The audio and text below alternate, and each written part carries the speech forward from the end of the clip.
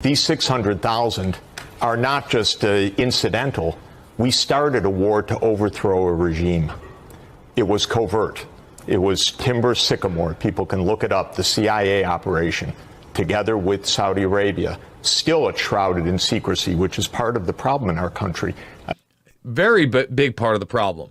You know, we go back historically, and I constantly talk about, look, what do we really even know about the better part of the last century? The classification, especially post-World War II, is total insanity.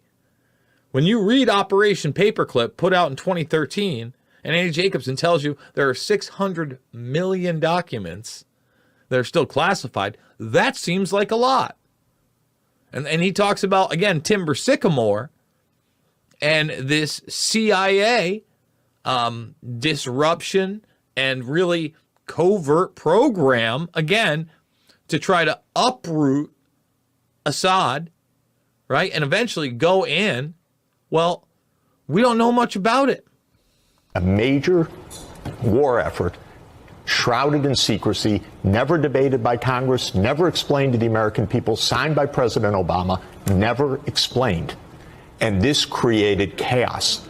And so just throwing more missiles in right now is not a response. My only concern... We need to go, it's, by the way, not to walk away, to go to the UN Security Council, as the Admiral says, to agree with Russia on a strategy for ending the fight. But ending the fight means that we stop trying to overthrow a government, that we stop trying to support rebels who are committed to overthrowing the government. That is where this war continues, because we, to this day, back rebels that are trying to overthrow a government contrary to international law, contrary to the UN Charter, contrary to common sense, contrary to practical path. We can't do it. And it's just creating ongoing crisis to the extent of facing an imminent confrontation with Russia.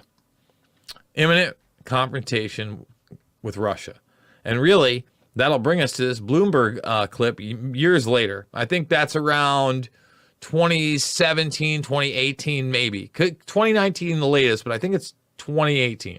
Inflation. Futures up 22 this morning. The heart of Bloomberg's surveillance is the quality of our guests, always in every case. And as we spoke to Dr. Yardeni moments ago, we speak now to Jeffrey Sachs. To say he's economic professor at Columbia University barely describes his contribution. I want to make note that he was 10 years out front on the collapse of American education and the struggle of two Americas. But Jeff, I must digress to your take on the war in Ukraine and on the Russia you knew so well under Yeltsin. You're in the Atlantic this week, and they're equating you with Mearsheimer of Chicago as the realist out there. So let's just stop it. Just the fact that Sachs is currently being attacked by the Atlantic, where if you saw our earlier broadcast today with Zach Voorhees, we talked about how the Atlantic is painting this false narrative of the dangers of questioning things and really trying to promote and invoke a civil war amongst neighbors. All right, I just want to point that out. And now they're going to, again, attack Jeffrey Sachs, the guy who's trying to tell the truth about what? What's really going on a global stage and extremely dangerous. What should be our response to Mr. Putin with your thoughts on war and aggression after the human atrocities that are reported? Yeah, I was attacked in the Atlantic for being on the side of peace. And I confess I'm on the side of peace. I am very worried that we are on a path of escalation to nuclear war, nothing less than that. We have essentially a war in which Russia feels that this war is at the core of its security interests.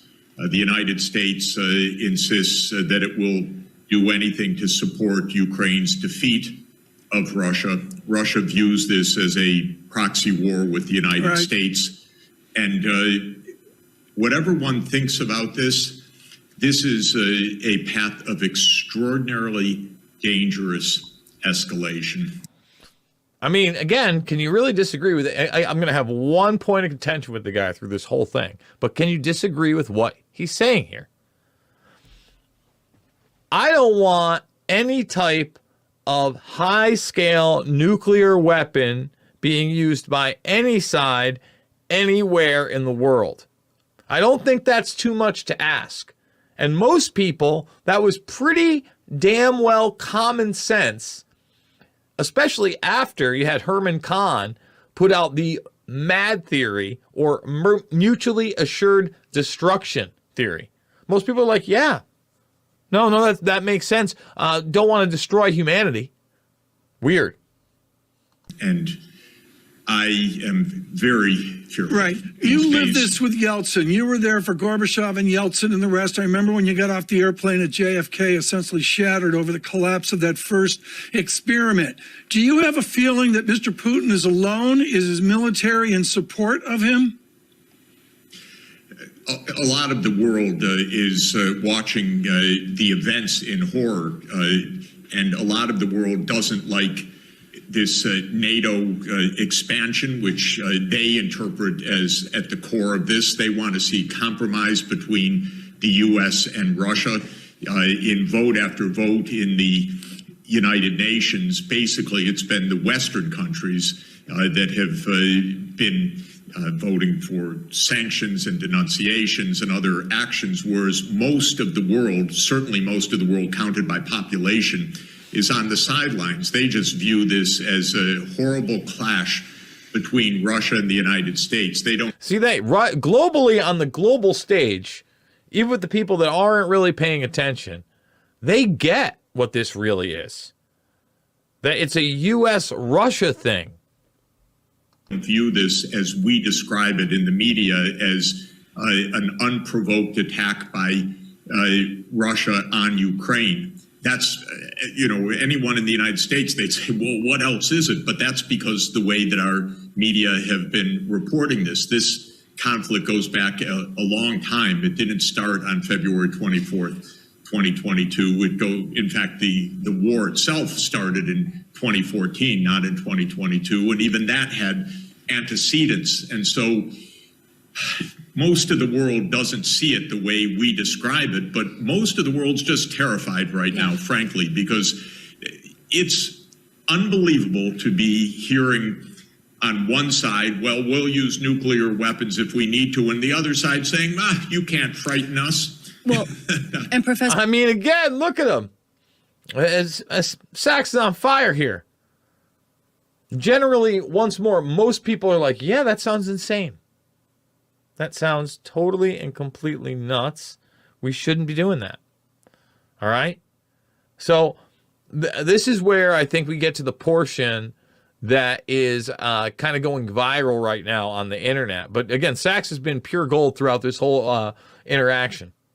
Mr. Sachs, I share the concern, and I'll be honest, I spent the weekend also reading articles about the U.S. coming up with counterattacks and proposals of what they would do in response to some of these attacks. It's definitely a big concern. It's also an issue as you see this sea change in the economic trajectory in Europe and beyond. And some of this does come from the energy crisis.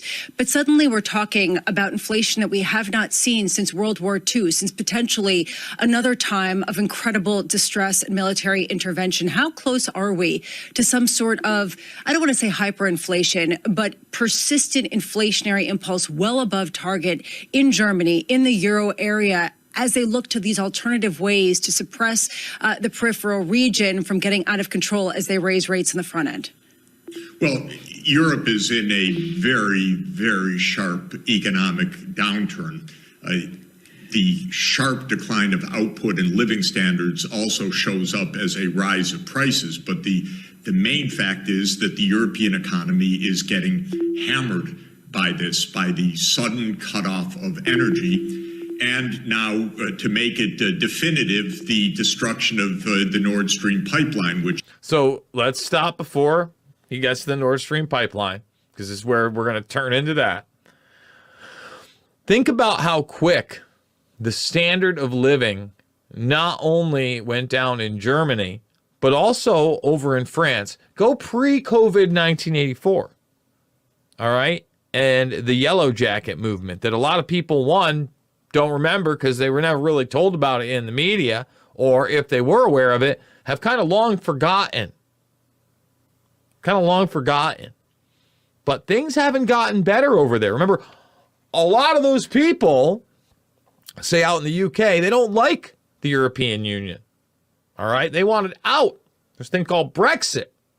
That never really came to fruition, did it? And at one point, I thought that, wow, they're going to break up these systems. This is huge. This is a global revolution. Thank God. Mechanisms of this agenda to bring about what? Global command and control via a carbon social credit begging system. Bending the knee system. That's what this is. And so now, Sachs is going to talk a little, not so authoritative source, at least in this country, perspective on the pipeline. I don't want to make any comments on the pipeline because that may be the next YouTube. We got to take it down. Which I would bet was a U.S. action, perhaps U.S. and Poland. This is Jeff, speculation. we got to stop there. That's quite a statement as well. Why do you feel that was a U.S. action? What evidence do you have of that? Well, first of all, there's direct radar evidence that U.S. helicopters, military helicopters that are normally based in Gdansk, were circling over this area. We also had the threats from the United States earlier in this year that one way or another, we are going to end Nord Stream. We also have a remarkable statement by Secretary Blinken last Friday in a press conference. He says, this is also a tremendous opportunity. It's a strange way to, it's a strange way to talk if you're worried about the piracy on international infrastructure. Let me just stop it. It is a little weird. Weird to talk that way. Some might call it gloating. I don't know. It's just kind of weird to speak that way. Vital significance. So I know this runs counter to our narrative. You're not allowed to say these things in the West. But the fact of the matter is, all over the world, when I talk to people, they think the U.S. did it. And just to tell you, and by the way, even reporters on our papers that are involved tell me privately, of course, but it doesn't show up in our media. Professor, I don't want to get into tit for tat about what did or did not happen with Nord Stream because I don't have the evidence. And here I thought it was going to kind of be a diversion. And a little bit of a diversion here. But at least the follow-up question is okay, where she talks about nobody trusting the mainstream media. How can they when they put out these authoritative cartoon narratives and then have fact checks from the Ministry of Disinformation? We don't have a counterbalance to this. There is an issue, though, that's at the heart of what you're saying, which is a lack of trust in the United States, a lack of cohesion in allies in the midst of incredible political as well as economic strife. I mean, do you see the likelihood of working together at a time when there are such disparate interests and feelings of distrust? The biggest problem is that we have major geopolitical conflict, not only U.S. and Russia, but also U.S. and China. So, and again, with a tremendous amount of provocation coming from the U.S. side as well. So we're breaking any sense of stability right now. For the moment, many in Europe are saying, well, the U.S. is our closest ally. We need to hold on. But watch what's happening politically. There's insurrections happened, but whatever. You get one thing wrong. Here he talks about hyperinflation. So we're entering the most unstable geopolitical era in many decades. We're entering the first hyperinflation in more than 40 years, and we're entering the first escalation to the nuclear precipice in 60 years. 60 years exactly this month was the Cuban Missile Crisis, and this is the most dangerous moment since the Cuban Missile Crisis. It's an extraordinary overload, and we see no attempt to tamp this down, to quiet it down. Yeah. It's almost like there's this kind of planned implosion for this type of great reset that is brought about through a great narrative there, Jeffrey.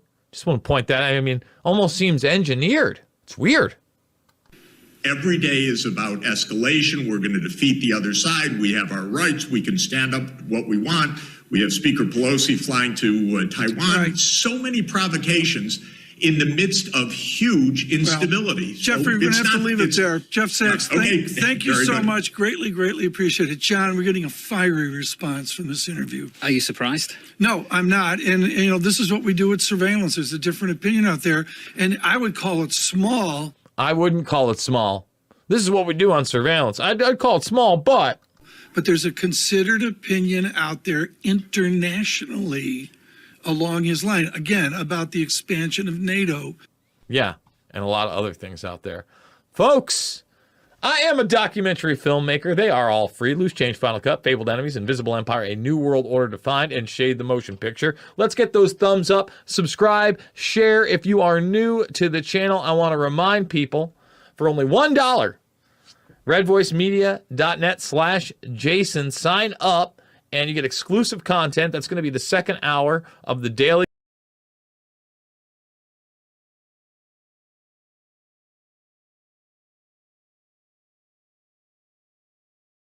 Resulted in an algorithmic takedown of his channel. So we'll see, and we'll look more into this as the show goes on. But today, my friends, we got big news because Ukraine has begun their evac preparations for a nuclear strike from Russia. They've been giving out potassium iodide tablets. Poland has asked the U.S. for nuclear weapons. That sounds like a really bad idea. And this is the big news. OPEC is siding with Russia.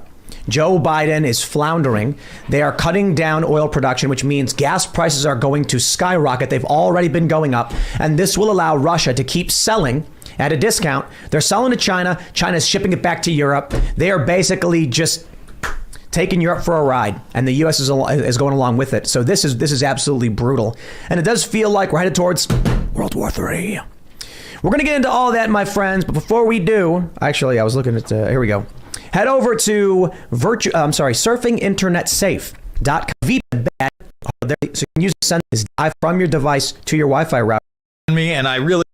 And again, become a member at timcast.com. The reason I say the after show is going to get spicy is because joining us today to talk about so much is Jason Burmis.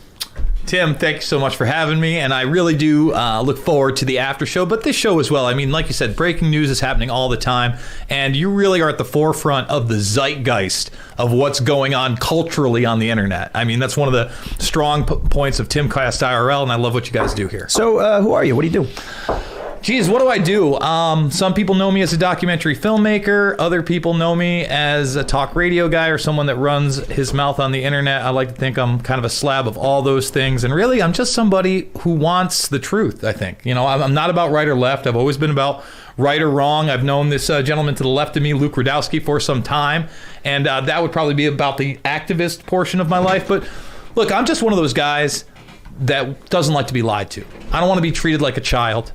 I think that our Constitution, our Bill of Rights, is really at the apex of what we should be trying to achieve as a society. I think it's the perfectly imperfect document. And unfortunately, I think America has moved into an executive within an executive, where that no longer pertains almost at all. There are no checks and balances. It's not the judicial, executive, and legislative anymore. And it's moved into this authoritarian style of government aided by big tech with media narrative management. So I'll just say this very, very quickly before we move on. There's a documentary that I'm sure most people watching this have seen, of which you are associated with. Going way back in the day, I was working at O'Hare Airport. Some guy walks in with a DVD, or was that probably a CD at that time, and he's like, you got to watch this. And then we all watched Loose Change. Yeah, so. Loose Change is the big one, man. It's kind of where we took the internet and we utilized it to empower humanity with information that was not being given by the mainstream. And now we see restrictions on those same platforms, because really, without Google Video trying to compete with YouTube and absorbing it, would that movie been as big as it possibly was? I mean, you got CDs and there's groundwork there. People like Luke Rudowski and myself burning discs, handing them out to people. In fact, when we were selling the movie, one of the things we encourage people to do, don't buy one copy, get the spindles. Sure, they don't come in a case, but they were super cheap. You get them at 10, 25, even 100. And people would do that. I think the 100 ones you could get for $2 a disc. So it was like $50. And then you could hand somebody that disc and they would watch it. We'll get into that in a whole bunch, probably in the members show, because there's a lot to talk about. We were talking before the show, or I should say you were telling us about a whole bunch of crazy stuff that's going to be fun. Wait, fact check. 100 discs at $2 each would be 200, not 50. Oh, I'm seeing. You got me. You got me. I love you, Basic math. All right, so it's going to be fun. Thanks for coming, and of course, Luke's here. The Burmis Boomer Brigade is here. Yeah. Thank you so much for coming on, Jason. I've known Jason for 6. Luke's making fun of boomers. We're gonna have to bring an end to that. Yeah, because I'm older than Jason, bro. You can't be doing that. My dad's a boomer. I'm not. I'm the son of a boomer. So let's just get that straight. There's a spicy show, and Jason does take it kind of to the limit of YouTube, and then the after show gets going. The after show gets going, and I went to Timcast members. I logged into the after show. I watched the after show, and it was quite spicy. And it was good to see that group of folks getting the red pill over there. And I hope to see them many more times back on the Timcast, because it was a lot of fun. Now, next, we're going to go to the interview with Whitney Webb. We pre-taped it earlier. I want to give you guys the full experience. So while we tried to think, what are the spicy clips? We could play some clips and try to make you go see the whole interview. I'd rather have the whole interview in this time capsule and get it done, because it's just part one. We're going to cover volume 1 of her works. Her work is right here, One Nation Under Blackmail. We're going to cover volume 1. It took 2 hours to discuss just volume 1 with Whitney. She's going to come back in a couple weeks. We're going to do volume 2. And again, it's a good read. It's going to take you more than probably a weekend, but it is the type of information that you want to integrate so you understand the inner and over workings. It's kind of the meta picture and the micro minutia of a lot of this stuff, all wrapped into one. It's a beautiful offering on this topic, and I think it's essential to understand the political, the geopolitical, economic, and especially kind of like the conspiracy landscape, because a lot of the things that they call conspiracy theory, she's got the name, she's got the date, she's got the reference. It's all in here. So let's go now to Whitney Webb. She's in Chile. She's got time zone differences. That's why we did a little pre-tape. And I offer it to you for this episode's interview. Take it away.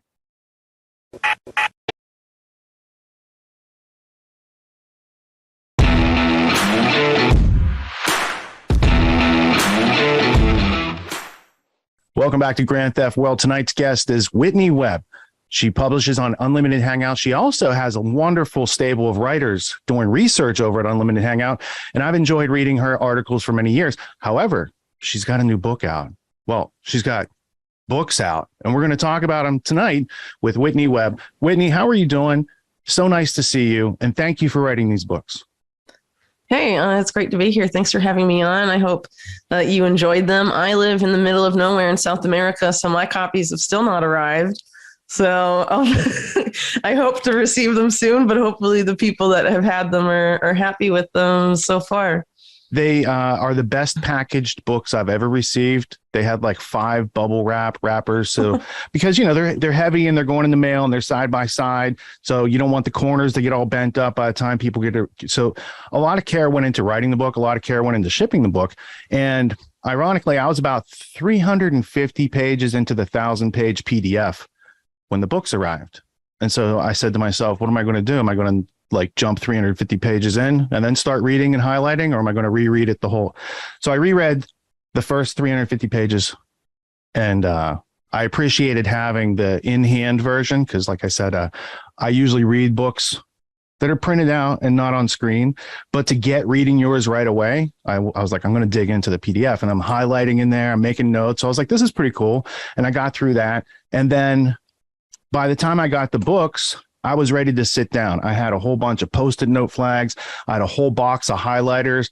I was ready to rip into it. And then the density, like, so the first 350 pages, I felt like I'm pretty familiar with a lot of this, but then the density you brought to a whole bunch of topics that I hadn't gotten into, and how you marshaled all this wonderful research. So I guess my first question is, why did you write these books? Is there a volume 3 coming out anytime soon? And, what got you started on this topic in particular? Okay, so volume 3 may happen. I wasn't really planning on it, but some of the stuff that's in the book about like Epstein and the Clinton White House and Southern Air Transport and Jeffrey Epstein, Leslie Wexner. Yeah. So once I finished the book, I found like a bunch more stuff. So it might end up being its own book someday, but I'm not going to commit to that right now, but It's possible. To answer your other questions. So this is basically the ultra mega extended version of a series I did in 2019 on Epstein for Mint Press News, which was a 4-part series. And so the first part of that was basically like sexual blackmail and intelligence before Epstein. And then 3 and 4 were on Epstein. So with these books, right, volume 1 is all the pre-Epstein stuff, more or less. I mean, Epstein gets mentioned a couple times, and there's a good bit of content on like Robert Maxwell. But the Epstein focused part of the book is the bulk of that's in volume 2.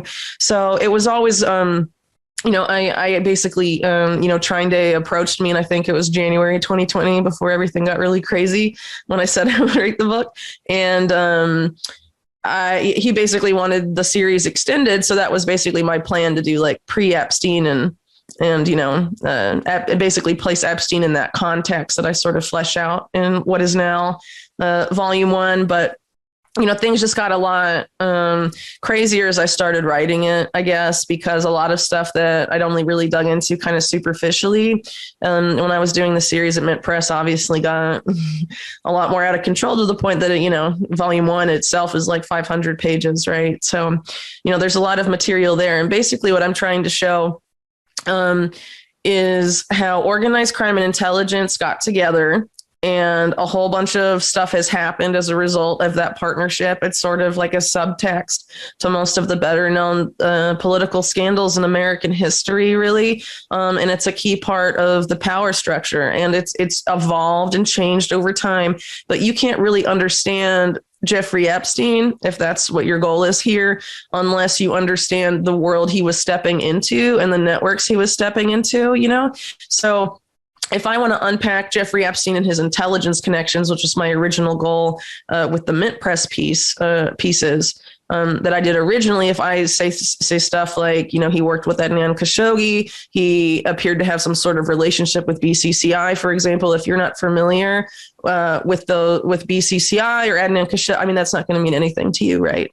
So the idea is sort of, I guess, a primer for people. I don't know. I sort of see volume 1 as sort of a deep politics primer for people that have never really looked into this stuff. But I also wanted to add new information so that it was still an interesting read for people who have looked into this. I tried to find somewhere in the middle, so it's not totally crazy to people who've never looked at this stuff before, so it's accessible to people that are newer to this world, but also interesting to people who have been in this world for a while. I hope that answers your question. I think you completed that endeavor, because for someone new, you're giving the individual parts. You've got a timeline aspect where you do go back to Operation Underworld and kind of start from the beginning of intelligence working with organized crime.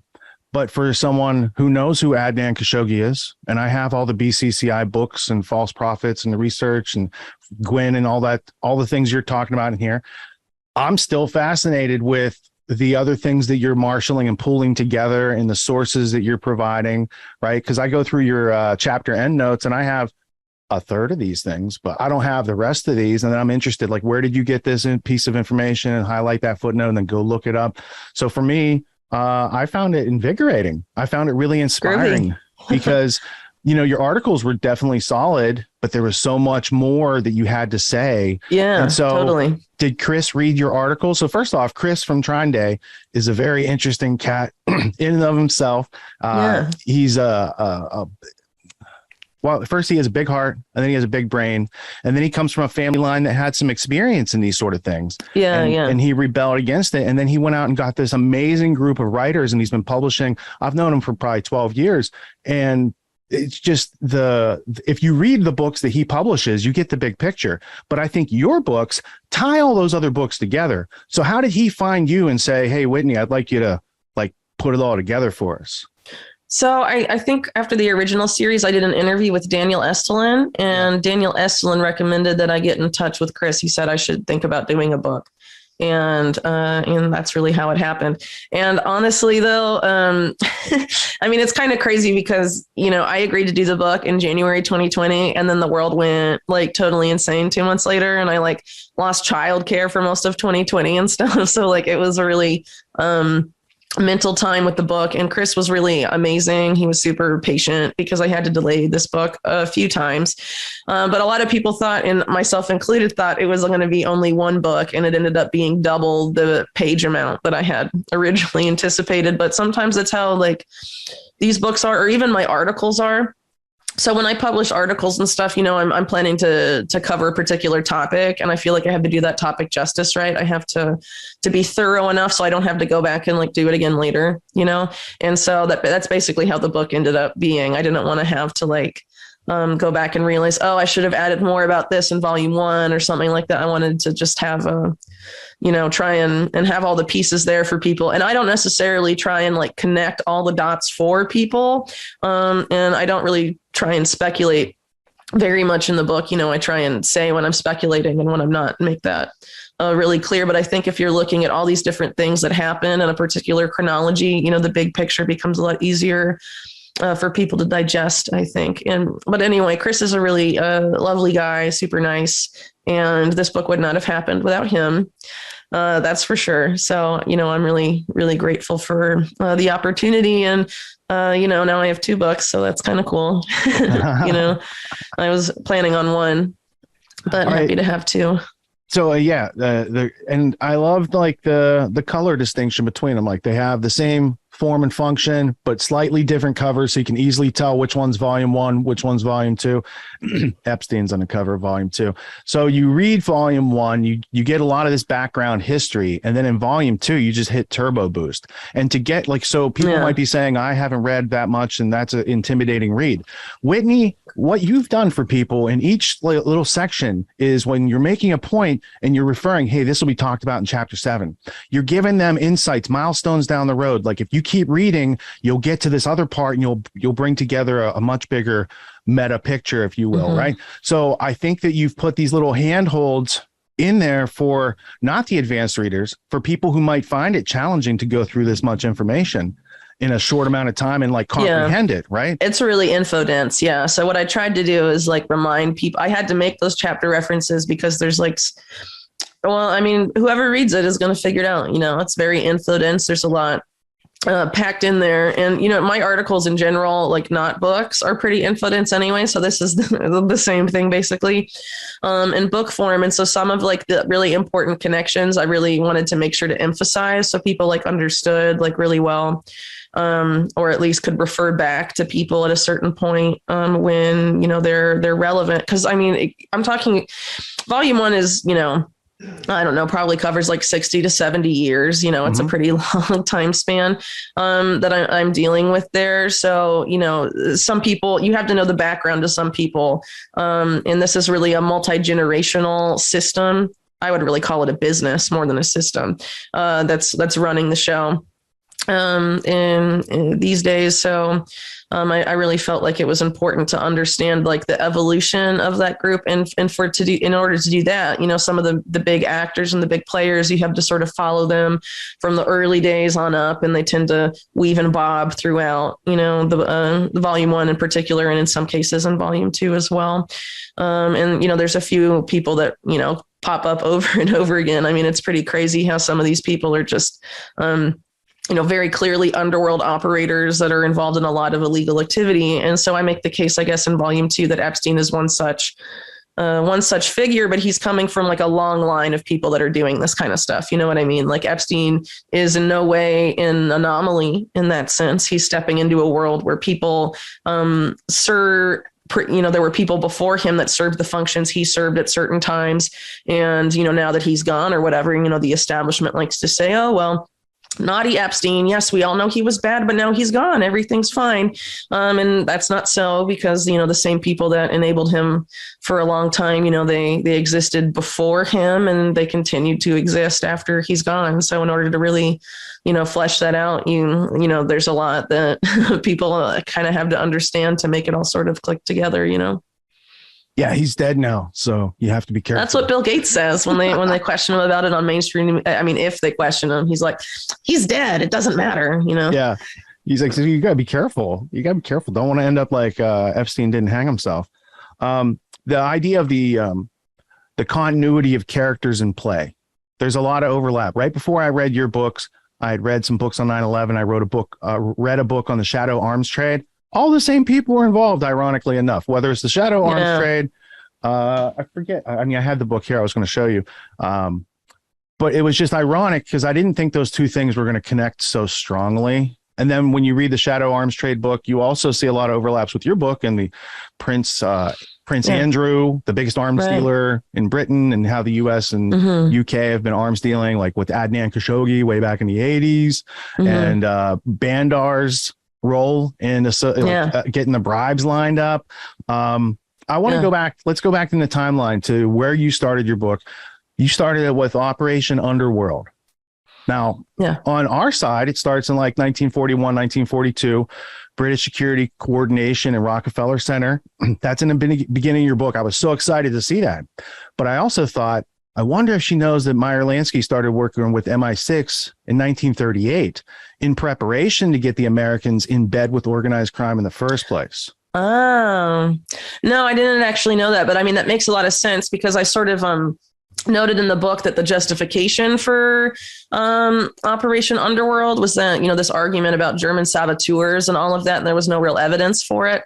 But it turns out that was basically seeded by British intelligence. And then that's the justification for getting the Office of Naval Intelligence with the OSS somewhere in the background, basically, formally aligning themselves. And then it, gets pretty big from there on out. The Irregulars by Jeanette Conan is it covers Ian Fleming, Roald Dahl, and the other guy who has the marketing company, David Ogilvy. Yeah. British spies in America, working under Nelson Rockefeller, out of Rockefeller Center with British Security Coordination. I had done a bunch of research. I probably bought 40 books on BSC and X2 and Double Cross System and like all those overlaps of the Anglo-American establishment. Because behind that is like the people who made money from opium monopoly once upon a time. And then those front companies, HSBC and those other companies are still existing. You're writing about them in here and they have a long history. So I was just like, you had me at hello. Let me go open volume 1 here.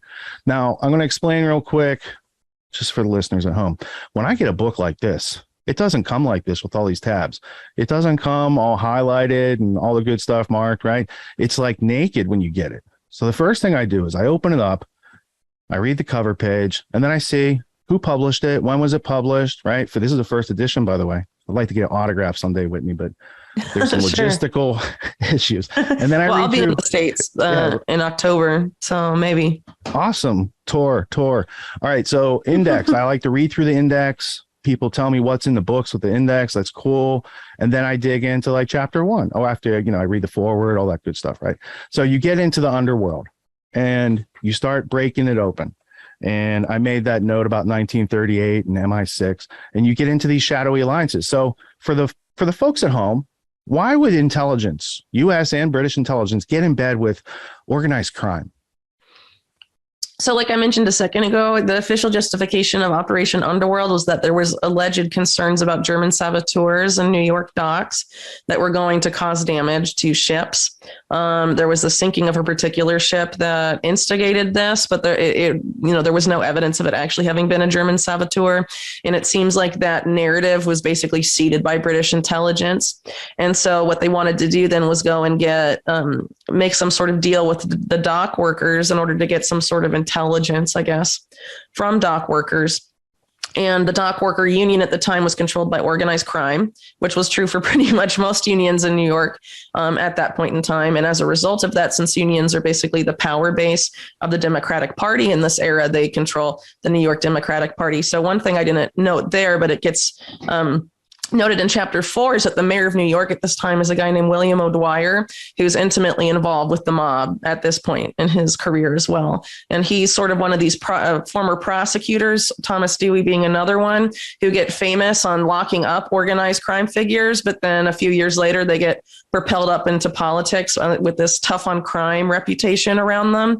And then they end up becoming business associates of organized crime. A modern day example of that same model is Rudy Giuliani, 100%. But people like William O'Dwyer and Thomas Dewey are earlier examples. And of course, Thomas Dewey was a key part himself of Operation Underworld. And one of the key figures in it, Lucky Luciano, who Thomas Dewey had locked away, it was his office that basically arranged this deal with Operation Underworld, which eventually, led to a reduction in Luciano's prison sentence. And then he sent over to Italy, which is sort of like the next stage of Operation Underworld. But originally it was justified as wartime necessity, and it's only going to be the stuff on the docks, and it's not going to get bigger than that. But obviously it never stays like that, because it ended up being, basically symbiosis when these groups got together. Because if you look at early intelligence, it's basically the oligarchy in the US, people like William Donovan or Alan Dulles, all these people are like very connected to like the oligarch families of the US,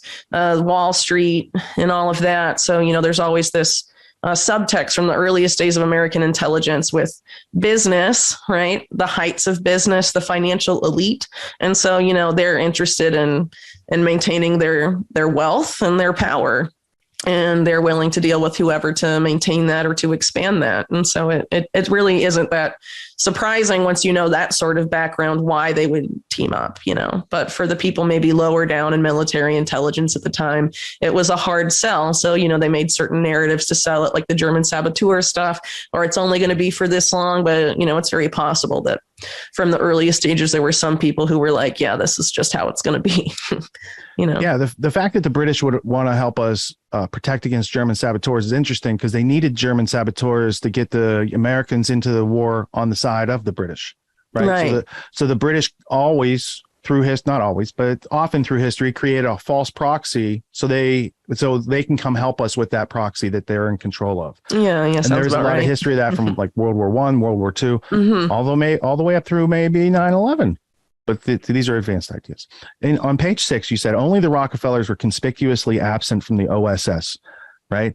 And so people think these intelligence agencies don't have direct connection to those ruling families because they're not present, right?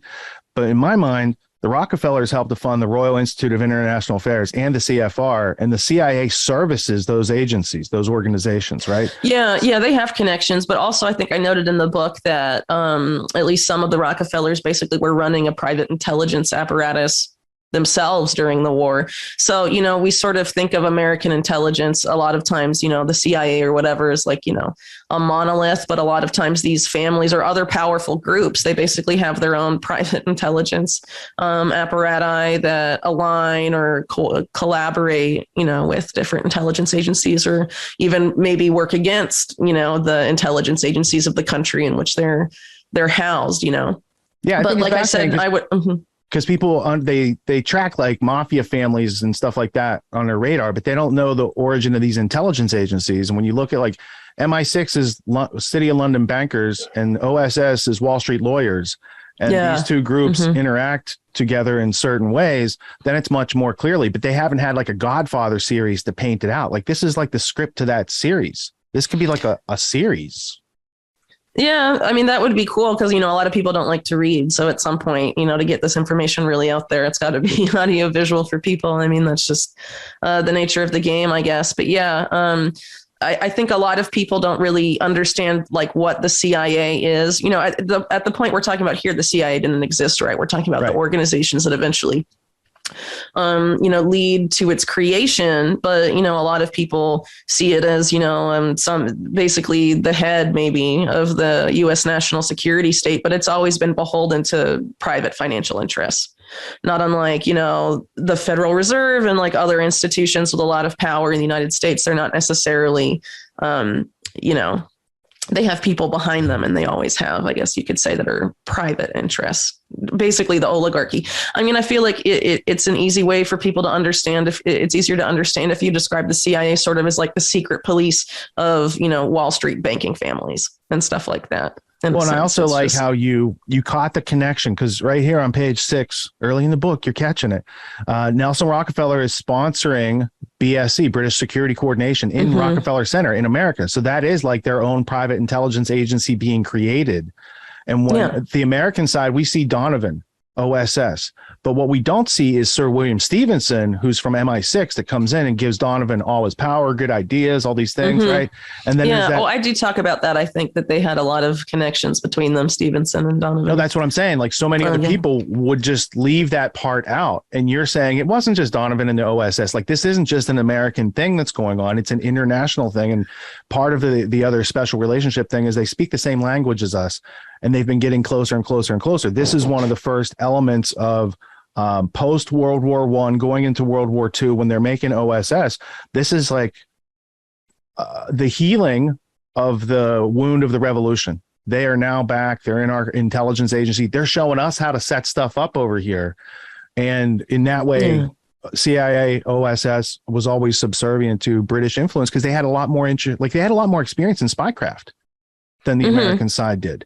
So we were always kind of at a disadvantage. And you marshal this very well. And you're talking about the relationship that Sir William Stevenson developed with J. Edgar Hoover, right? And this goes on in your timeline. There wasn't a date, but I know that British intelligence had been meeting with Hoover right before Pearl Harbor, because British intelligence was running a couple different Ivar and Tricycle, I think, were the two agents. And they had gotten these questionnaires from the Japanese on bombing Pearl Harbor. And the British knew this. So in August 1941, they knew we were going to be hit, but they say they couldn't tell us because they're in this new special relationship. They didn't want us to know they were running those spies. So like deception on their side to get closer to us has been like a theme. And I think it all comes together with Operation Underworld. And that's if you're a talking brilliant about, place to start the story, is what I'm saying. Thanks. So if you're talking about Mayor Lansky, what you mentioned that I didn't know before about him and British intelligence in 1938, that's around the same time also that J. Edgar Hoover was sexually blackmailed by Mayor Lansky. And this eventually gets into the hands of people like James Jesus Angleton. And people like that gets passed around. It was like a sexual blackmail photo. So basically, Lansky had a lot of leverage over Hoover at that point in time already. And if there was that relationship with him and British intelligence in the back, I mean, that would definitely add some context to what you just mentioned about the J. Edgar Hoover's dealings. Well, since you like that, I'll go back to my note on this page, which was this relationship between American intelligence, Hoover, FBI, OSS, and it was managed by Stevenson. They had a group called the 20 Committee, or the Double Cross Committee, or the Double Cross System, XX, right? So it's 20 in Roman numerals, but it's also double cross. The American element's X2. Angleton is the representative from American intelligence that interfaces with the Anglo-American intelligence. And interestingly enough, Angleton grew up speaking with an English accent because he was educated in London. And so the top mole in our intelligence system to be servicing MI6 and Mossad at the same time. Yeah, because I was about to say he was also the liaison to Israel as well. So he's an interesting figure, Angleton, for sure. Yeah, he led mole hunts for years, and he was the mole. And Edward J. Epstein wrote, I think, 2 books that I have here on Angleton. Deception and one of the other ones. So Angleton in and of himself in this is interesting, but prior to Angleton, there's already Operation Underworld, and these guys they're making money from the heroin trade, the nascent cocaine trade, because it wasn't as big back then, but heroin was huge. Yeah, that was the main one. And like you mentioned earlier, a lot of in terms of the British stuff, a lot of like the powerful families behind this and behind, they were very involved with opium trades and Hong Kong and around there, very involved with the KMT, which later, is still, I guess, one of the main parties in Taiwan. Okay, yeah. Who was the Kuomintang? Because this is a section I wasn't, I didn't understand the Rockefeller China connection to this. I knew about Rockefeller China education and medical, but I didn't get this whole KMT connection. Can you explain that to the audience? So the detail recall on this is going to be a little That's why they have to read the book. Just give them the preview.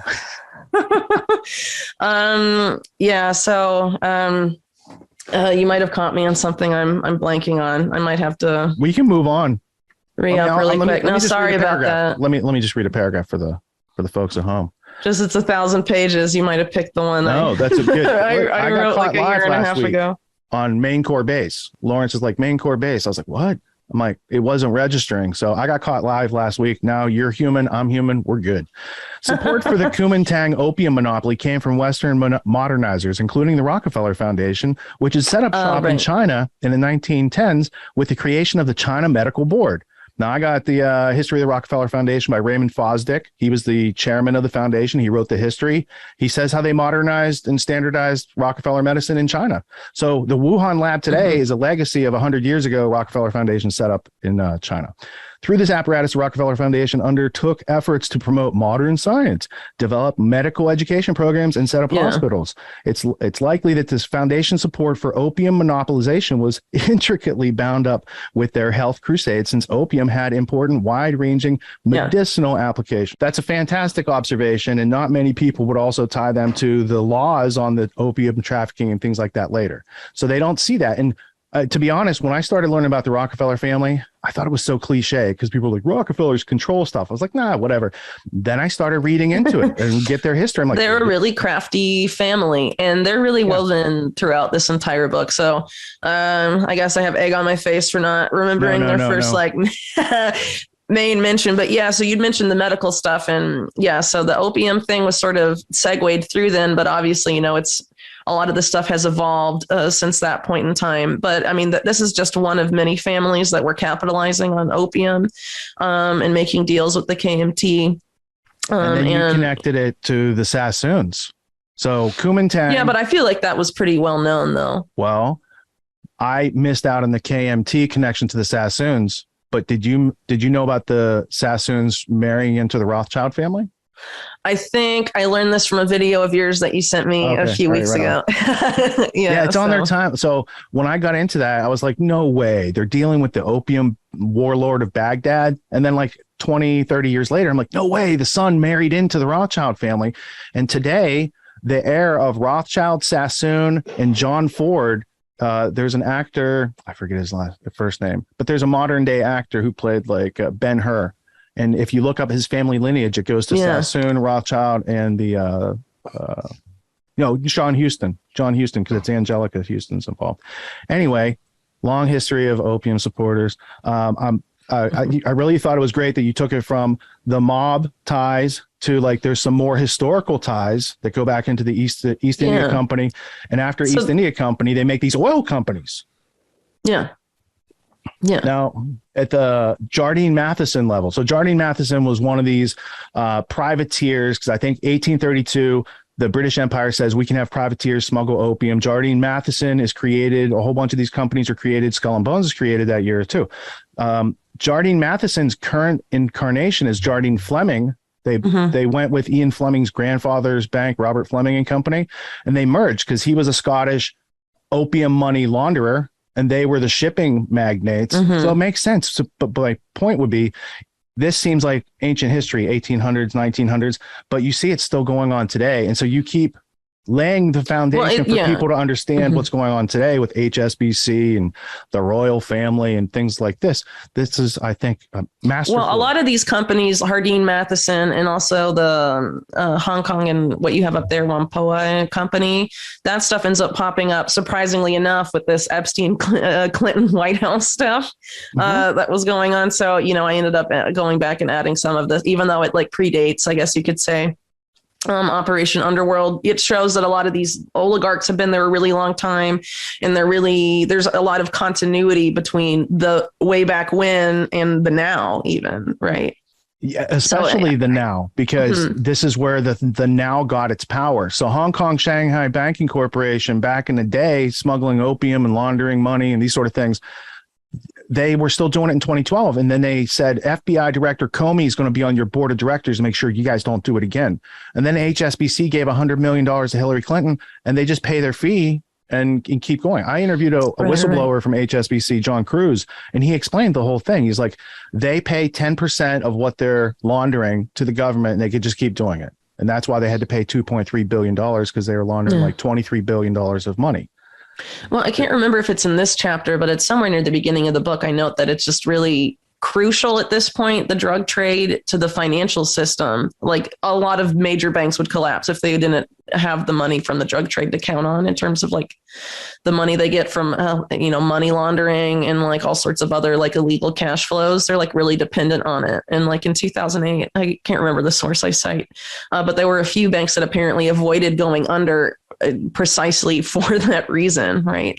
So, I mean, I think a lot of people sort of dismiss how central this is to the modern financial system, and really how this is really pretty much how it's been for, I guess, hundreds of years at this point in terms of its effect on the banking system. These people can't let the drug trade go, because it just means the whole thing collapses ultimately. Well, I think it was the Mike Rupert Truth and Lies of 9/11, where he had a clip of Catherine Austin Fitts talking about the Solari Index and how things had changed. Like there was a whole, I lost the soundbite. I had her soundbite in my head, but this has been observed. She said, if you took the drug trading, if there's a button right here and you stopped all the narco terrorism and drug trading, you could do it, but it would crash your 401k. It would crash your stock market. It would crash all these other things. Would you press the button? Right. And that was her big, moral conundrum for society. You tie that in with things like MK Ultra right here. And as I'm reading through MK Ultra, I'm like, okay, she's got this. Okay, hallucinogenic substances while being monitored from behind two-way mirror. So I write Operation Midnight Climax, and then I get down two paragraphs, and you're like, Operation Midnight Climax. I'm like, good, we're on the same page. So I just keep reading through this book, and it's hundreds of pages, so I'm not going to get to every page, but I wanted to give people a good start. So the key to this is the blue tabs are interesting, but the red tabs are supposed to be really interesting. And there's almost as many red tabs in this book as there are the blue tabs that help me understand what the red tabs mean. So I want to go to a couple of these pages and just see what was so interesting. And Roy Cohn, Jesus Christ. Yeah, Roy crazy Cohn. guy, huh? It's Whoa. amazing more people don't know about him, because he's Donald Trump's mentor. And so you think mainstream media would have given this guy a lot more coverage, or like looked into what he was doing more. I mean, the fact that he's like basically admitted to top like NYPD detectives that he was like trafficking underage boys for sex blackmail. I mean, I know in the book there's like lots of evidence for it, and not a blip from mainstream media. Wouldn't they have loved, during one of the campaigns to be like, oh yeah, Trump's mentor was a pedo, and sex blackmailing pedo. No, they don't even bring it up at all. They just write up Roy Cohn as like a quirky mob lawyer. And like, no, yeah. It's like way more complex than that. It's like saying Jimmy Savile was just a children's entertainer. Yeah, basically. Yeah, fair enough. So, with Roy Cohn, I go pretty deep, much deeper than his biographer, Nicholas von Hoffman, oddly enough. But I start with his parents, really, because I feel like they really give you really good insight into how power works in New York City during this period of time in these circles, particularly political power, and how like a person like Roy Cohn was made, because this is like when he's a kid, all he cares about is like wheeling and dealing with powerful people that are like 3 times his age and stuff. Like he doesn't want to do regular kid stuff. He wants power and he wants money. Well, not really so much money as power. He's like power hungry as like a little kid. It's really bizarre. Yeah. But it makes sense. Money, you would go be an entrepreneur. If you want power, you would bug these rooms at the Plaza Hotel in the Blue Suites. Right? Yeah. Well, it's not clear that this particular sex blackmail operation that had parties at the Plaza Hotel's Blue Suite, who exactly was running it. But it seems like to have been an organized crime thing, because you have a lot of people that are tied up with this particular group of organized crime, like Louis Rosenstein. And Roy Cohn apparently attended this a lot, and and Cardinal Spellman was there, and they're all part of the same social network, but it's not exactly clear like who was running it, who was controlling the blackmail, who was paying for it. It's kind of like Epstein. Yeah, it's very similar, but these types of stories are like all over this book in volume 1 before you even get to Epstein, right? it's really pretty crazy, and it's really hard to know exactly who was running it. But basically, J. Edgar Hoover was very involved, and he'd already been compromised at this point. So a lot of these guys are already very just very heavily involved in sexual blackmail. And this is allegedly an operation that was directly related to the McCarthy hearings, in which Roy Cohn was involved at the time. He was top counsel to McCarthy during those hearings. And blackmail is a major subtext to that, including sexual blackmail. There were all these, it was basically a giant power struggle in Washington all the time. David Talbot, in his book on Allen Dulles, talks a lot about the power struggles between McCarthy and Allen Dulles, obviously, and how there was a sexual blackmail to that as well. But also you have like Roy Cohn and Louis Rosenstiel and J. Edgar Hoover, who were another power block trying to use sexual blackmail to as part of that same power struggle of the period. And then you have the Lavender Scare happening at the same time, which was, instead of targeting alleged communists, it's targeting alleged homosexuals, with the concern that homosexuals are susceptible to blackmail. But the people who were saying that were actually, homosexuals blackmailing other homosexuals. I mean, it's just really crazy story. And, it's totally not common knowledge, even for people who know something about the McCarthy hearings. I mean, it's really a wild story. Well, it's also that these things started, came onto the radar in America at a certain time. And prior to that time, it was already a thing in British intelligence to compromise people with blackmail and sexuality. Right. I think Allen Dulles got caught in a honey trap in 1916 by British intelligence when he was in Switzerland. And that's where the Anglo-American allegiance prior to Versailles really started. Was they're like, we got one of your guys, because the Dulles family has a very interesting family history of people in statecraft and state department prior to them. Yeah, it was like his grandfather, I think, right? Was a big guy. Yeah. Yeah. Okay, so let's move on to your first mention of this. The Sovereign Military Order of Malta was on page 88, but I noticed a lot of these people in these networks, especially involved with the sexual blackmail, happen to all be in some honorary chivalric club. Yeah, it's pretty weird. You either get there's a lot of Knights of Malta and there's a lot of B'nai B'rith that popped up with the people in this book. And it's really interesting. B'nai B'rith, for people that don't know, a lot of people equate them to sort of like Jewish Freemasons. They're a self-described secret society, but it's like a Jewish fraternal organization. And so, but I mean, I feel like the Freemason comparison is fair, because I mean, it's lodges, right? And Roy Cohn's father ran the biggest lodge for like most of the early 20th century, so that's kind of a big deal. And you have a lot of people, very powerful people in the book, in the Epstein circuit, involved with that, like Edgar Bronfman. Leslie Wexner is involved to an extent. Edmund Safra, a lot of these powerful guys. And then you have the Knights of Malta, which are sort of like the Catholics, I guess. But yeah, I mean, it's all over Iran-Contra stuff and a lot of some of the other controversies of that era that get covered in the book, like Covenant House and, some of these other groups that have a lot of intelligence links and are also involved in some weird, sex trafficking or, abuse of minors sexually and all this stuff. So yeah, there seems to be these weird orders that just pop up over and over again. And I figured, why not include them? I don't necessarily know exactly why that is, but I think it's relevant to know for sure. Yeah. And I don't know what it means, but I take it as it's not like about truth, justice, and the American way. I take it more of it's an international allegiance that supersedes American anything when it's going on over here, at least. The other thing I wanted to ask you from that same page set, this is page 89, you had brought up the Bank of Edmund de Rothschild.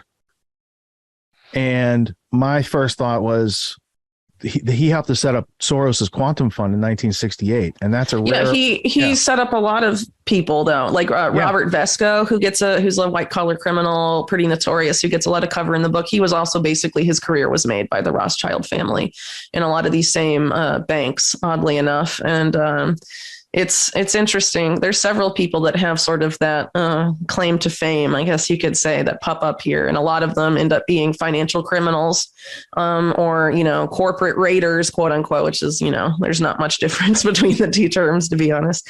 But yeah, so I mean, what I was trying to do here, a lot of people roll their eyes when they hear that particular family name, but they are a banking family. And there are some articles before it was controversial to mention them, even from the New York Times in the 80s, that I cite quite a lot. That's about Robert Peary, who was running the Rothschild branch on Wall Street in the, I guess, from the 80s through the 90s. And I mean, they basically are very open that the Rothschild family has been very interested in expanding and maintaining their influence over society. I mean, it's the New York Times. I mean, if it was published today, it'd be called anti-Semitic 100%, but it's the New York Times, basically saying it straight by quoting, members of the family. It's sort of like when you think of David Rockefeller's memoirs and he's like, yes, we are trying to make global government. And I'm proud, I'm paraphrasing, but I mean, they don't really hide it. So, I'm trying not to get into conspiracy territory, quote unquote conspiracy territory, but there is a wealth of documented stuff about how this particular family should be treated like any other oligarch family, that has had a damaging influence on society. Right. So anyway, they pop up quite a bit in the book, and it really shouldn't surprise anyone. It seems like Robert Maxwell was, it's another one of these figures besides Soros who was owed a lot to that particular banking family as well. Yeah. So that was interesting. And I liked how you tracked that, because I wasn't aware of Rothschild working with Vesco. And then Peary, my thinking was Rothschild Inc. They bailed out Trump in 1991. And so Wilbur Ross from Rothschild Inc. bailed him out. And then Trump appointed Ross the Commerce Secretary to pay back that debt. Mm-hmm. So it just goes to show, it's like, whether it's right or left, if it progresses their agenda, they're backing it. It's politically independent because they kind of control the spectrum. Yeah, totally. Well, the Trump thing is a whole, other thing to get into. But, basically, I would say that he was very much involved in these networks of Robert Maxwell, specifically in New York, by the time Robert Maxwell ended up dying. And then, of course, like you said, he was bailed out by the same bank that basically was using Robert Maxwell from 1990 to 1991 as like a major vehicle for expanding their influence in New York City. It seems like they may have, use Trump for that to some extent, afterward by having leverage over him. We rescued you financially and stuff. But there's a lot to say about, the Trump Epstein connection and the Epstein Clinton connection, but they're very different connections. I think a lot of people assume it's all sex blackmail stuff, but, basically it's a lot more complicated than that at the end of the day, But there is a lot of the sex blackmail stuff. So this one is where Meyer Lansky by the 30s had acquired compromising evidence of Hoover's homosexual activities, right? That's prior to the creation of the FBI. So when Hoover gets installed in like 36, 37 at FBI, Lansky and his MI6 cohorts that he was fronting for already had the goods. So I just think that Britishers who read American criticisms of the Profumo affair throw back the question, what high American official was involved with Marilyn Monroe? Now, what is the Profumo affair? Okay, so this was basically the scandal that took down, I guess it was the government of, I may be bad with the name, sorry about that, because I wrote this a while ago, but it was Harold Macmillan's government, I believe. And so basically there was this girl named Christine Keeler, and she had a lot of very interesting relationships with interesting people. But basically she was sleeping with, I guess, a military attaché for the Soviet Union in the UK. At the same time, she was sleeping with Profumo, whose first name I can't remember, sorry, but he was, I guess, the Secretary of War in Britain. And so the scandal eventually comes out, and she starts talking to the press oddly about her affairs and all of this stuff. And it sort of, explodes into a media scandal with obviously sexual blackmail as a major subtext. And there's this guy that ends up being in the crosshairs who was very intimately involved with Keeler during this period, not necessarily in terms of an affair, but sort of seeming to manage her to an extent, named Stephen Ward, who was described as a society osteopath.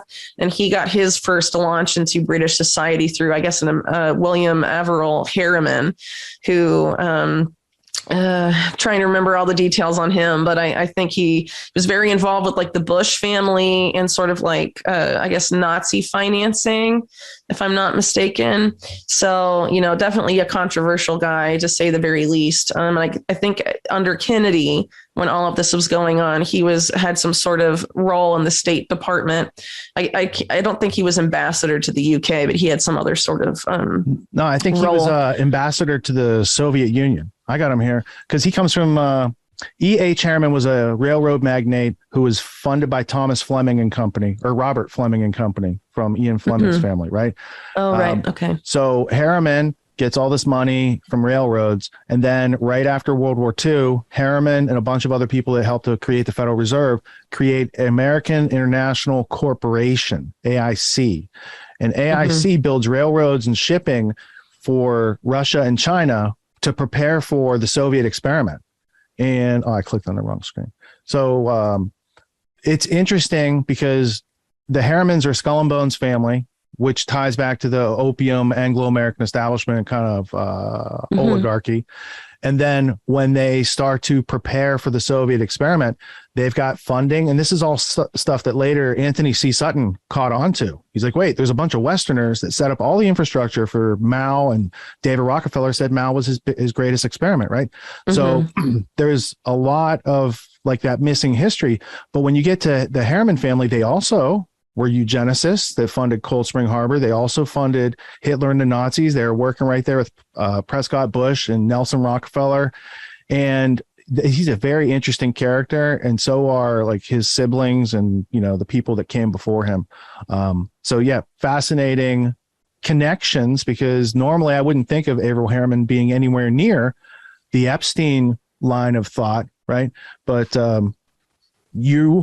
marshaling, you had to go off into a lot of weird corners of this story to bring all this stuff together. But I think that it's the most comprehensive treatment, because I've read, Burton Hirsch's books and all the people that wrote all the stuff that you're talking about in here.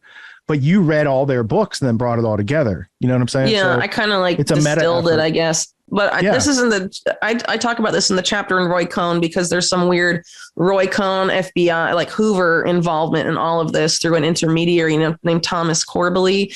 And he was had a roommate that was part of the Mellon family, Hitchcock Mellon, I guess.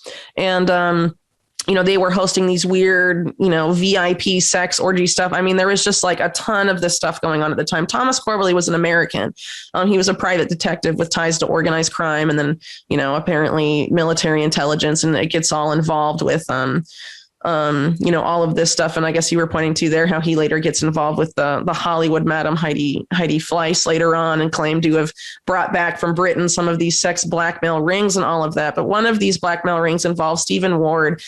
Thomas Corbally seems to have been involved, and there was this woman sort of in the center of it named not just Christine Keeler. There were like several other women that were being utilized by this group. So one of them is Mariella Novotny, or I guess Stella Marie Capes is her original name, and she was apparently with some guy, Harry Allen Towers, a British guy, taken to the U.S. and basically he was running a harem for her, basically. And she allegedly slept with John F. Kennedy somewhere between him winning the election and before inauguration.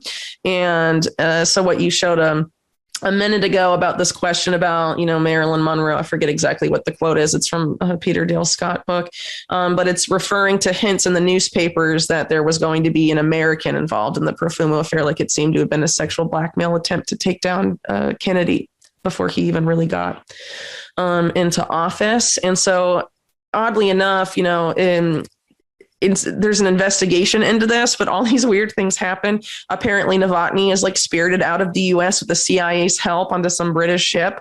And the FBI decides to just destroy her contact books, like her client lists and all of this stuff, which again, another parallel with the Epstein Maxwell stuff. I mean, people think, where's the client list and all of that stuff? I mean, you're never going to see it because every time they've had one, they destroy it.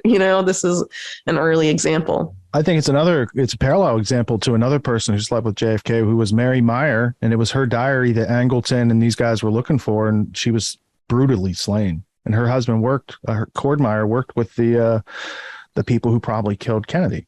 So there's many parallels to this. You picking up on Kennedy's possible connection to the Profuma affair. I'd never heard any of that before. So that was really interesting. The Corballis tied to the sex blackmail ring.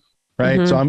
So I'm digging it right through here. And then I flip the page, Whitney, and you like punch me in the stomach. And it says Jules Kroll of Kroll Associates is Corbally basically helped set up Kroll Associates. Yeah. And I was like, these are the people that did 9/11. So I was like, Well, I didn't get really into the JFK assassination or 9/11 because that would have meant like 3,000 pages instead of 1,000. You got a long life ahead of you to write about these things. But I was like, wow, you've got that connection, and you know who Jules Kroll is or was. I don't know if he's still alive. I enjoy Nick Kroll's comedy. No, I don't. I'm just saying that. I'm just saying that for the algorithm.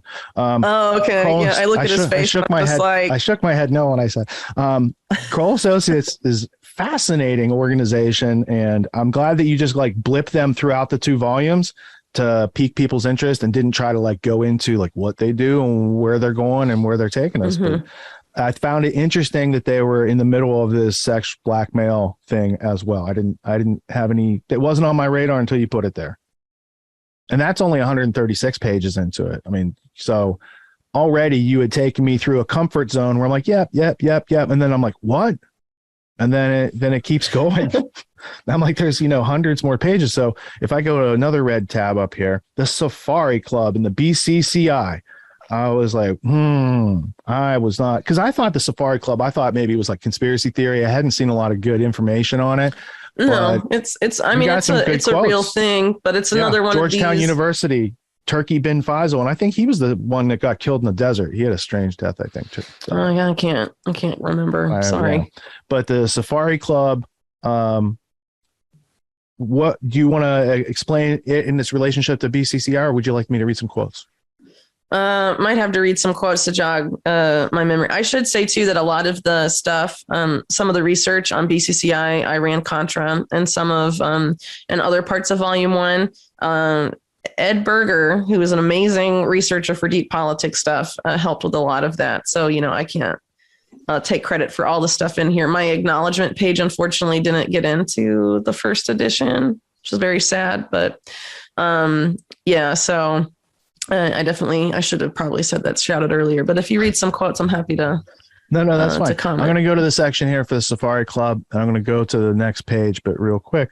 The Safari Club was set up, and its name is Safari Club because of the location. So down here at the bottom. Yeah, it was a place in Kenya that Adnan Khashoggi bought, right? Yeah.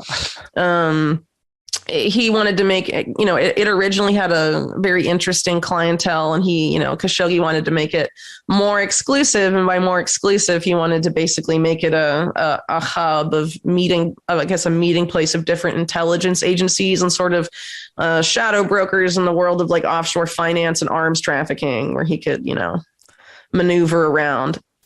Yeah, he's like, we need a Bilderberg or Davos for arms traffickers. Yeah, basically, narco terrorists. Okay, so Turkey bin Faisal discussed the club and its activities during a speech at Georgetown University. And when I turned that page, I was like, what am I going to read? And so, right, because I was like, this is new to me. In 1976, after the Watergate matters took place, your intelligence community was literally tied up by Congress. So he's speaking as a foreigner. He's like, hey, everything got tied up, a lot of red tape because of Watergate. It could not do anything. It could not send spies. It could not write reports, and it could not pay money. In order to compensate for that, the group of countries got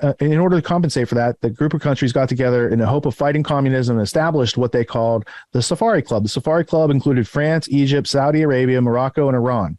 The principal aim of this club was that we would share information with each other and help each other in countering the Soviet influence worldwide, especially in Africa.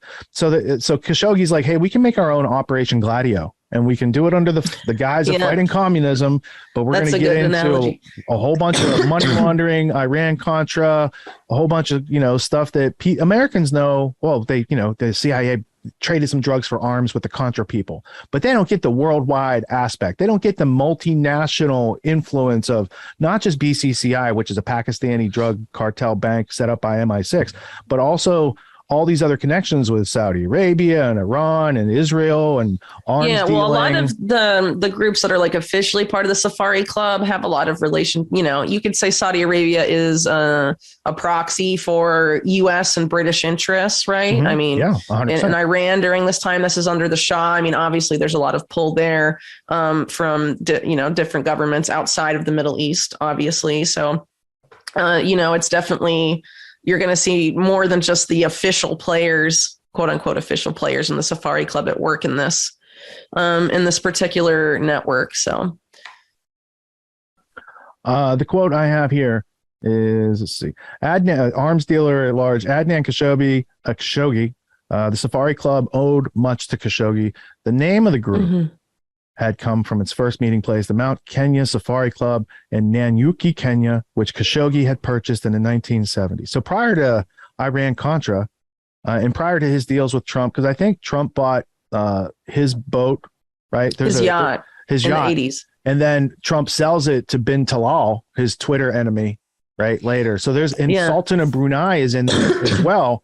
And the thing that I always found interesting because I think it was called Khashoggi's was Nobila, and then Trump called it the Princess, and then bin Talal calls it the MK5 or whatever they call it, right?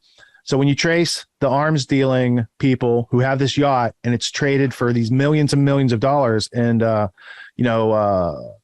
Sultan of Brunei is in there, but he's the same Sultan that said, you guys owe me money from Iran-Contra, but then they give, like, the boat goes transfer. There's a lot of interesting connections of how the back room dealing is paid off. Like, if you're owed money, they might give you $20 million off a boat, right? You still have to pay $30 million for the boat, but you're getting it at a discount and these sort of things. So these people that live that jet set life, arms deal, like they're untouchable. They can fly into various countries. They can do all these different things that are just off the radar and unreportable by U.S. media. You're never going to get the truth of Adnan Khashoggi or any of these characters through like watching the news, right? They're always going to give you what Adnan Khashoggi's PR people paid them to say. One of the main biographers of Khashoggi is a guy named Ronald Kessler. And Kessler is a guy that like does official biographies for the CIA and the FBI and gets all these like the special access to people, but only when he like gives them the narrative they want out there. You know what I mean? So he's like a very, the fact that he's the main biographer of Khashoggi should be concerning to some people, I would say, because there's obviously a lot more to the guy that doesn't end up in that book. And that seems to be true for, the official biographies of a lot of these characters more often than not. But speaking about the yacht really quick, Adnan Khashoggi used that yacht for sexual blackmail to a significant degree. I mean, it seems like he basically had like a harem of women there that would be used to basically, for lack of a better term, sort of like butter up people that Adnan Khashoggi wanted leverage over. And that included, people, businessmen that he wanted deals with or whatever, but also people in the public sector. Right. So it's interesting how, this is just sexual blackmail, all of this stuff. I mean, for people to think Epstein's an anomaly, it's just a recurring theme with this group. I mean, they all do it. Yeah, I think the thing that I was mentioning was $85 million for the yacht Nabila, which was owned by Khashoggi, which becomes the Trump princess. So $85 million down to $29 million. And in the middle, I think, was the Sultan of Brunei along the way. And then it finally. Yeah, and I think during this period, the Sultan of Brunei is also Epstein's landlord. Yes. Right. So but whether weird connections. So when you look at this data set, I can't tell if it's Epstein now or Iran-Contra, there's or BCCI. There's a lot of overlap now. And this whole sex blackmail layer going on with the same coterie or cabal of people is a very interesting new layer that shows how they attain, maintain, and retain power. And I think it's been off the American radar completely, pretty much. Yeah, no, I definitely agree with that. I mean, that's, why I think the books are important is because, if you don't read volume 1, you're going to miss out on, why Jeffrey Epstein is actually really important. And it's not because of his sex crimes from 2001, 2006, which is all most people talk about when it comes to Epstein. He's definitely really involved with stuff arms trafficking during the Iran-Contra period. BCCI type stuff. And, you know, a lot of these people in his immediate network, like the Maxwells, for example, it played a big role in the Promise software. And I would really say after writing the book that, you know, BCCI, Iran-Contra, and the Promise software, they all really just seem like parts of a bigger scandal. I mean, they're basically the same scandal, just different facets of it, you know. It's really hard. And then that's why I think what you mentioned earlier, how it just all sort of starts to merge together. I mean, it really is the same, you know, business, right? The same racket at the end of the day. Yeah. And the national security element of that racket, right? That veneer that says you can't look here because it's national security. That was created by Clark Clifford in 1947, National Security Act. Yeah. But he's also in BCCI. But in between BCCI and the creation of National Security Act, he did the report for USS Liberty. So there's also like, you know, I didn't know that. Wow, that's telling. Nation state number 3, right? So it's like not just the UK, because a lot of this is like UK infiltrating and doing these things.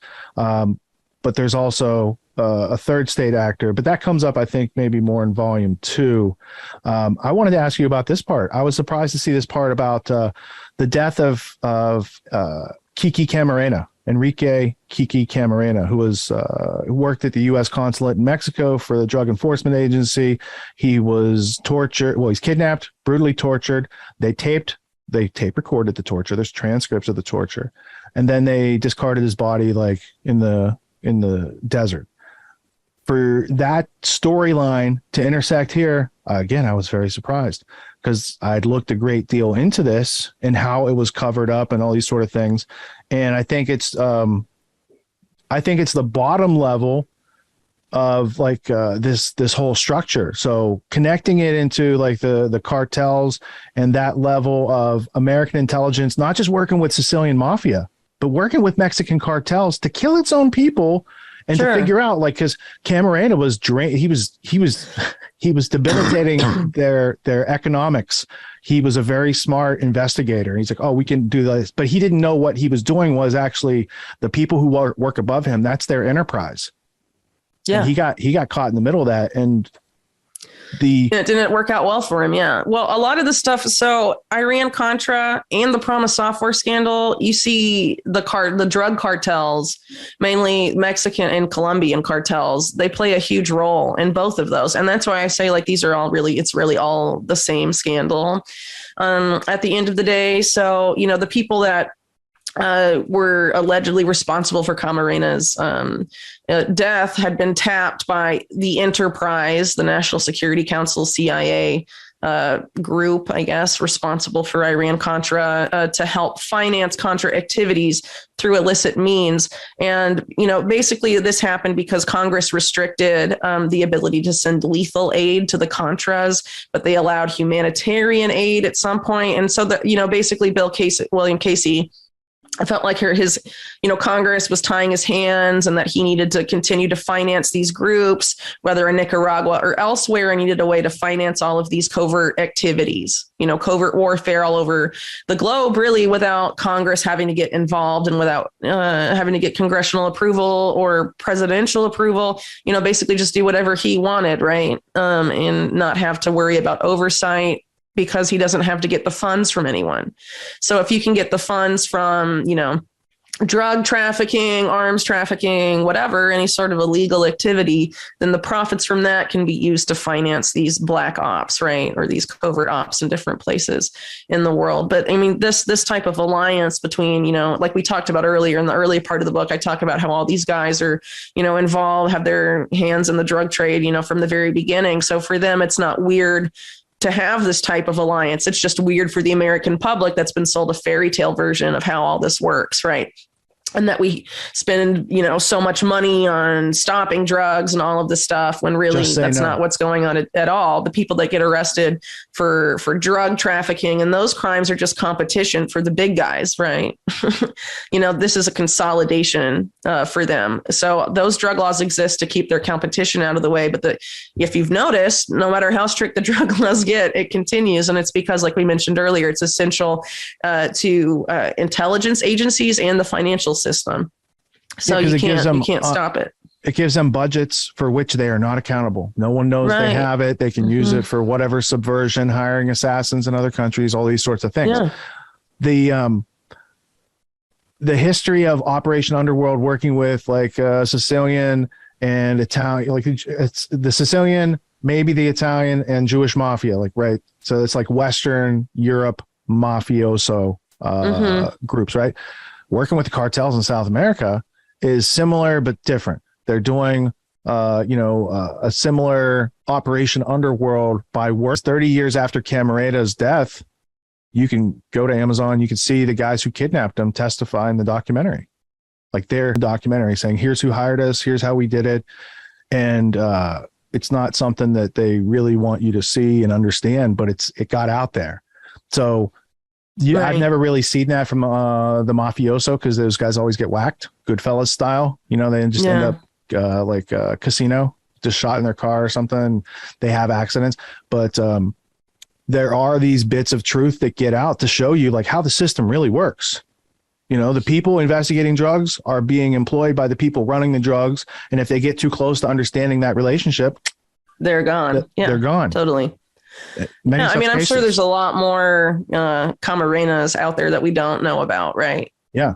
And, that's something I really felt after writing the book. Because, if you just count the people who were killed off because they stumbled onto some stuff here, whether it's Camarena or Danny Casolaro or any other number of these people, it's a pretty big body count at the end of the day. And it has to be way bigger than even that. Right. So, it's just really crazy to think about, because they've been really expanding this for a big time. And, I think the name enterprise, which is how these people refer to themselves behind Iran-Contra, is a really good name for it, because this is a business and the people running our government run this business. It's an illegal business. And a lot of it is, around activity that makes the world a much more miserable place than it needs to be. And it's all about their money and power. But I think something, that I basically didn't realize before I wrote this book is that I think a lot of the people around Iran-Contra for a long time, they justified their activities as being anti-communist. But at some point, that particular group, exactly the same people pretty much who were involved in Iran-Contra and the enterprise and all of that in the 90s, start to steer towards basically building up the technological infrastructure of both China and the Soviet Union, or rather Russia, after 1991, and sort of this engineering of the rise of the East, or rise of Eurasia, rather.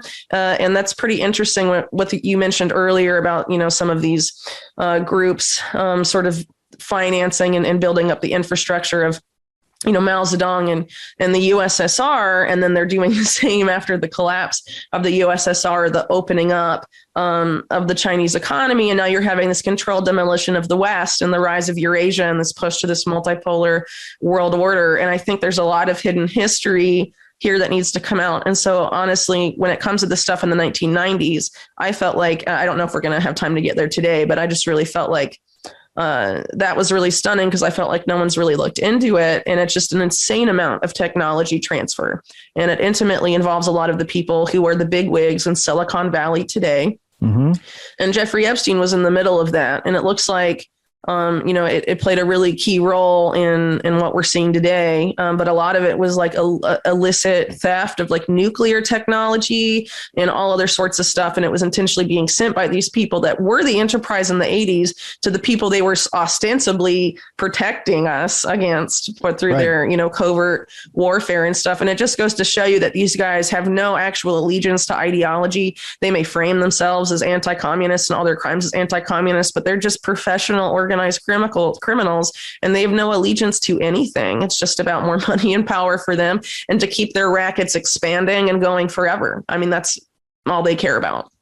So it's all Godfather 3. That's what I said. Basically. Well, I start off the book, I think it's in volume 1, with a quote from a guy that was a whistleblower about the enterprise named Bruce Hemmings. I don't know if you I'm assuming you saw it, that basically describes the enterprise as that they started making all these deals with, the organized crime groups in China and Russia and all of the stuff. And they will eliminate free speech in the US. They'll take over the whole government. They'll I mean, it's basically a prophecy. I mean, he said it in like 1990 and we see it all happening. Like, right now it's just really surreal, but it makes it really hard to see what's going on now with this rise of Eurasia and the claim of multipolarity. I mean, there's a lot of people in independent media that are like cheering that on.